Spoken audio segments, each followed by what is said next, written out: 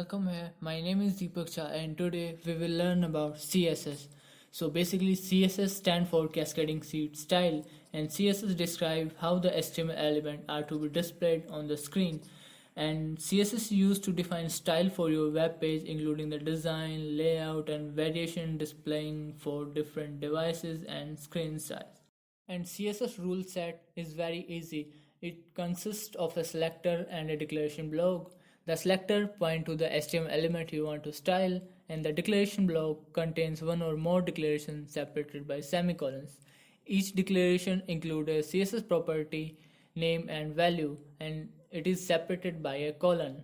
CSS declaration always end with a semicolon and declaration block are surrounded by curly braces. Let's take an example first. So here is the example. We have taken a very simple example and here we have two paragraphs. So we will apply CSS on these two paragraphs. So p tag will be the selector. And here you see two braces I have marked with blue rectangle, and the area between these two braces is known as declaration block, which I marked with orange rectangle. And here we have two declaration which is defined in declaration block. And the declarations are defined with property and value pair. Here you can see the color and text align is property and red and center is values, and properties and values is separated by colon and end with semicolon.